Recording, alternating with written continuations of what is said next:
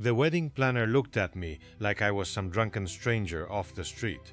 Then she grabbed my arm and whispered, "If you don't want this wedding ruined, get inside the fitting room right now." I laughed at first, thought it was some stupid misunderstanding. But the second she shoved me through the curtain inside the bridal suite at Crown Melbourne, I knew something was wrong. The room smelled like perfume and fresh fabric. White dresses hung around me like ghosts. My heartbeat pounded so loudly I could barely hear the music downstairs from the reception floor. "Claire?" I called softly. No answer. My daughter was meant to walk down the aisle in less than 15 minutes. I pulled the curtain aside slightly, about to step out, when the wedding planner hissed from outside, "Stay hidden. What the hell is going on?" But she'd already walked away. I stood there confused, checking my phone again. 3 missed calls from my ex-wife Natalie, 2 from my daughter. No messages. That was the first thing that felt wrong. Claire never called twice unless it mattered. I tried calling her back, straight to voicemail. The suite outside buzzed with hurried footsteps and muffled voices. Someone was crying. Someone else kept saying, "He can't know yet." Yet the words sat in my stomach like broken glass. I should walked out immediately. Should gone downstairs and found my daughter myself. Instead, I stayed there like an idiot, because deep down, I already knew something terrible was waiting outside that curtain. A minute later, the door opened hard enough to slam against the wall. "He's here," a man whispered urgently. Another voice answered, male, calm, familiar. "Did anyone tell Daniel?" My blood froze. I knew that voice. Lachlan Mercer, the groom. My future son-in-law. I moved closer to the curtain without making a sound. "No," the planner replied nervously. "Her father's still hidden in the fitting room." Silence. Then Lachlan laughed quietly. Not nervous laughter. Relieved laughter. "Good," he said. "Keep him there until the ceremony starts." My chest tightened. "What's going on?" the planner asked. "Claire's falling apart downstairs. She'll get over it." "You don't understand. She knows now." Another pause, then came the sentence that split my life clean in half. "She wasn't supposed to find out about Emma until after the honeymoon." The room tilted beneath me. Emma. I knew that name, 26 years old. Worked in Lachlan's real estate office in South Bank. Blonde. Quiet. Always hovered around him at family dinners, pretending to ask work questions. Claire once joked that Emma looked at Lachlan like he was a rock star. I remember laughing with her. God. Outside the fitting room, the planner sounded horrified. "You got another woman pregnant 2 months before your wedding? She trapped me. You're unbelievable." "Relax," Lachlan snapped. "Claire still needs me." The arrogance in his voice made my hands shake. "She loves the version of me I gave her," he continued coldly. "Once we're married, she'll calm down." I couldn't breathe properly anymore. Every instinct screamed at me to storm out and put him through the nearest wall. But then another voice entered the room. Natalie, my ex-wife. And she sounded terrified. "Where is he?" she asked. "In the fitting room," the planner answered quietly. Natalie exhaled sharply. "Thank God." I felt sick hearing it. "Thank God? She knew too?" "You should have told Daniel earlier," the planner whispered. "I couldn't," Natalie replied. "If Daniel found out before today, he would have destroyed this wedding. Maybe it deserves to be destroyed." A long silence followed. Then Natalie said something I'll never forget. "You don't understand how much money is involved." The words hit harder than the affair. I gripped the dress rack beside me, so hard the metal creaked. Money. That was what this was about. Not Claire's humiliation. Not betrayal. Money. Lachlan spoke again. "Calmer now. After the merger goes through, Claire gets her trust fund released. Everybody wins. Everybody." I felt physically ill. My daughter wasn't marrying a man. She was being sold to one. And the worst part? Her own mother knew. Outside the curtain, footsteps moved closer. Then Claire's voice finally broke through the room. Soft, died. "Dad?" I stopped breathing. "I know you're in there," she whispered. The curtain slowly began to move aside, and the look on my daughter's face told me this nightmare was only just beginning. Claire looked like someone had drained the life out of her an hour before her wedding. Her makeup was flawless. Her white dress probably cost more than my first car. But her eyes were hollow, red around the edges, shaking, and when she looked at me, she looked guilty. That hurt more than anything else. Behind her, Natalie stood near the doorway, with her arms folded tightly across her chest, avoiding my eyes. Lachlan was nowhere in sight now. Coward. I stepped out of the fitting room slowly. "Tell me this isn't true," I said. Claire opened her mouth, but no words came out. That silence told me everything. I looked at Natalie. "You knew." She finally met my eyes. "Daniel, you knew. It's complicated." "No," I snapped. "Cheating on my daughter before the wedding isn't complicated." Claire flinched at my voice. Instant regret hit me. I softened immediately. "Sweetheart." She looked down at the floor. "I only found out 40 minutes ago. Then the wedding's off." Natalie inhaled sharply. "Daniel, the wedding is off." Claire closed her eyes like she'd been expecting me to say it, but still feared hearing it aloud. Then Natalie said the one thing that made my blood boil again. "It's not that simple." I laughed in disbelief. "You serious?" "The investor's already here," she said quietly. "The merger announcement happens tonight." I stared at her. My ex-wife had spent 23 years pretending money didn't matter to her. Yet here she was, sounding more worried about investors than her own daughter, breaking apart in front of us. Claire spoke weakly. "Mom thinks I should still go through with it." I turned slowly toward Natalie. "You told her that." "She needs stability," Natalie argued. "Do you have any idea what canceling this wedding will do publicly? Lachlan's company is tied into ours now. If this falls apart tonight, Claire loses everything tied to the trust." "There it is," I muttered. Claire started crying silently, not dramatic sobbing. Just tears falling straight down her face while she stood perfectly still. That scared me more. I walked over carefully and took her hands. "You listen to me," I said softly. "Money can be rebuilt, reputation can recover, but marrying the wrong person destroys people slowly." Her lip trembled. "I don't know what to do." "Yes, you do." She looked away, and that's when I realized something even worse. She still loved him, even after hearing everything. That's the thing nobody tells you about betrayal. Love doesn't disappear the second truth arrives. Sometimes it hangs on like a disease. The suite door opened again. Lachlan walked in, adjusting his cufflinks like he hadn't detonated our lives 20 minutes earlier. Tall, calm, expensive suit, perfect smile, a politician's face. "Daniel," he said carefully. I moved toward him instantly. Claire grabbed my arm before I reached him. "Dad, please."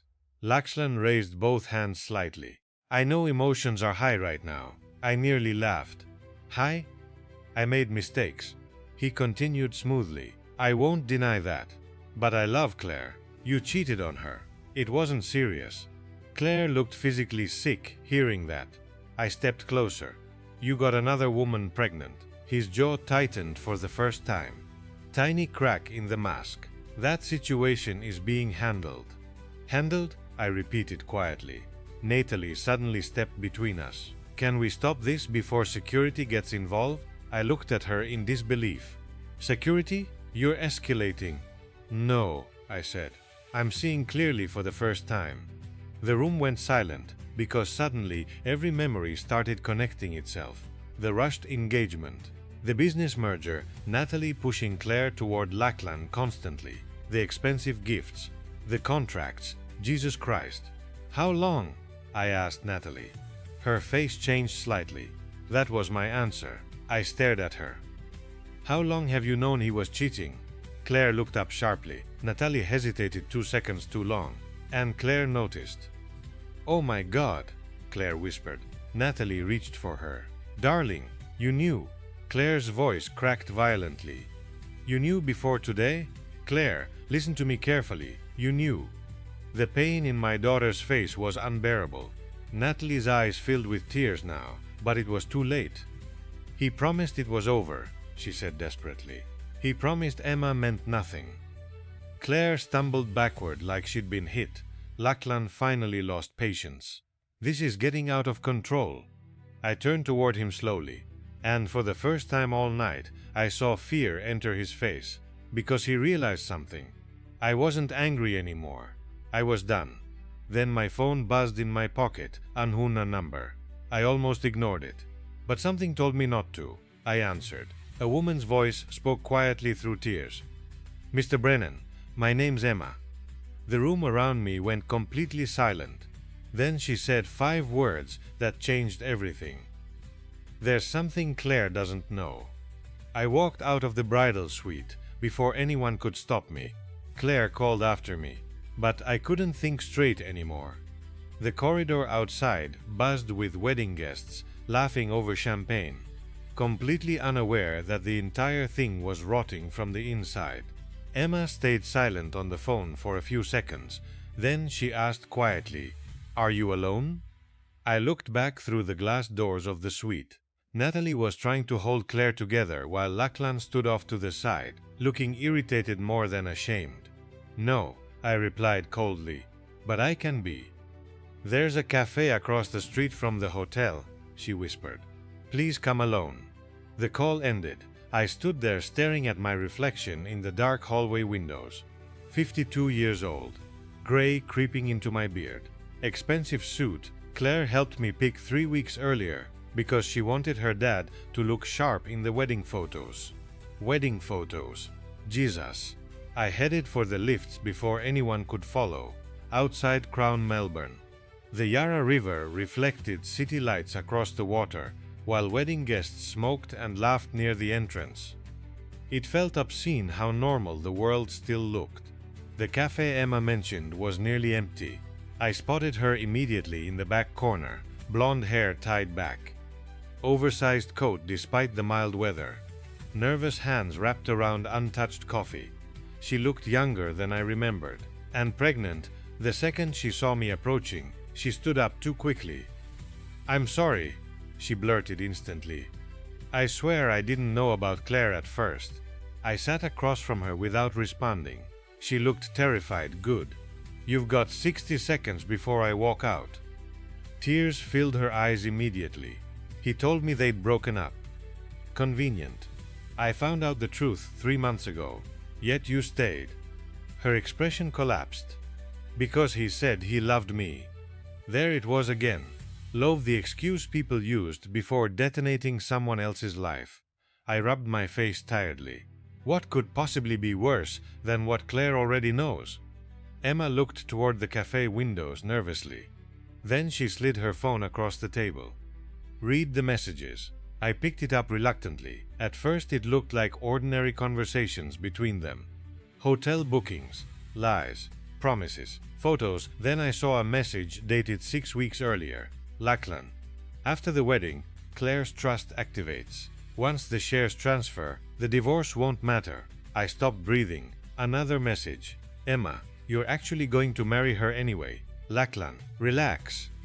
Her father's the only real risk." My chest tightened. Emma swallowed hard.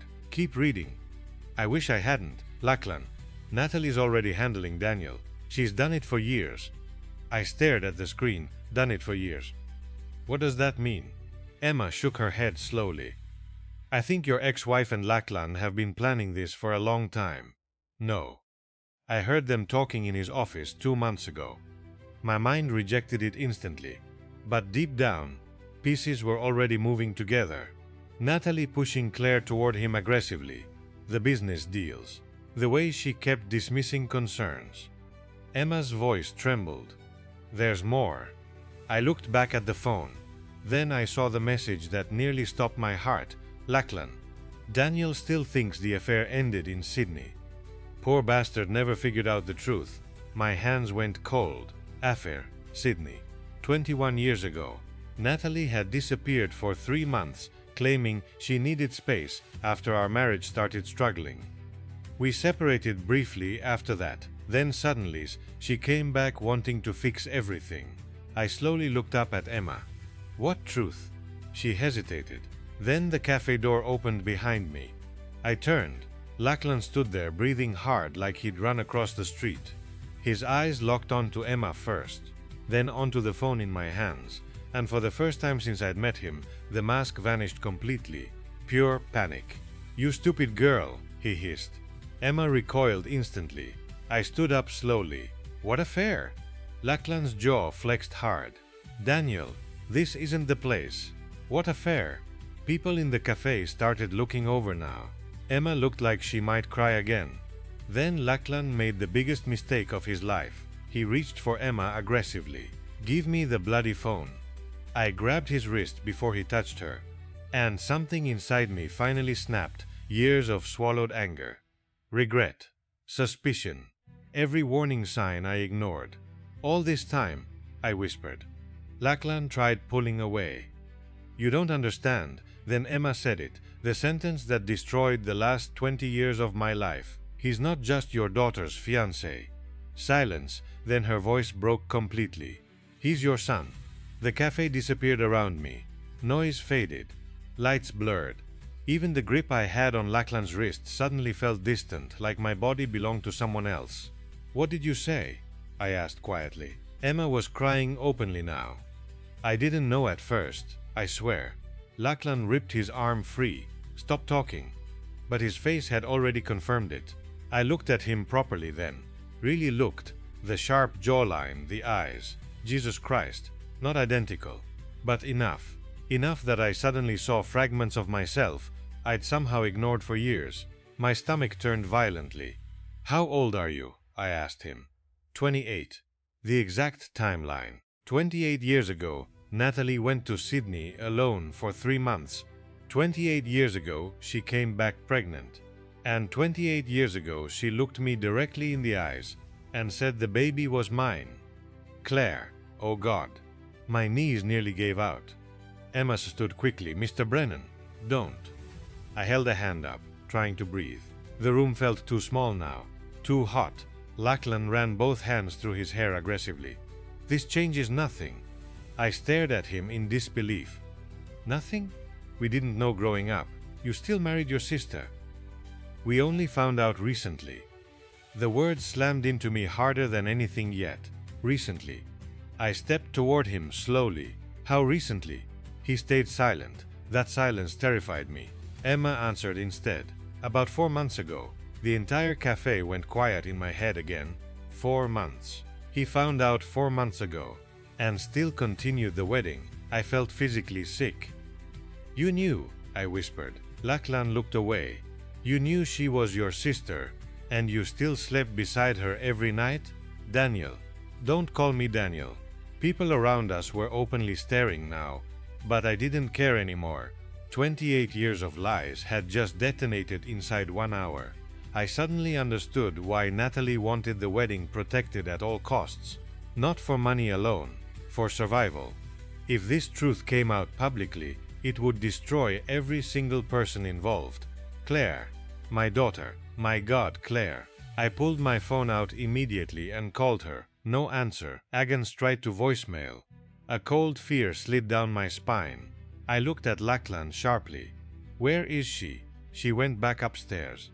I was already moving toward the exit. Daniel, he called after me. You need to calm down. I turned so fast he stopped walking. Did you love her? The question hit him unexpectedly. For the first time all night, he looked human instead of polished, broken, even. Yes, he admitted quietly. That somehow made it worse. I left before I punched him. Outside, Melbourne's night air hit my face hard as I crossed back toward the hotel. My heartbeat wouldn't slow down. Every terrible memory kept replaying itself. Claire at 8 years old, learning to ride a bike. Claire crying after her first heartbreak at 16. Claire asking me last month if I thought Lachlan was the one, and all along she had no idea. None of us did except Natalie. The lift to the bridal suite felt endless. When the doors finally opened, chaos was already unfolding. Guests crowded the hallway, whispering nervously. The wedding planner spotted me first. Her face drained instantly. "Where's Claire?" I demanded. Nobody answered. Then I saw Natalie sitting against the wall outside the suite, completely shattered. I'd never seen her look afraid before. "She's gone," Natalie whispered. Ice flooded my veins. "What do you mean gone?"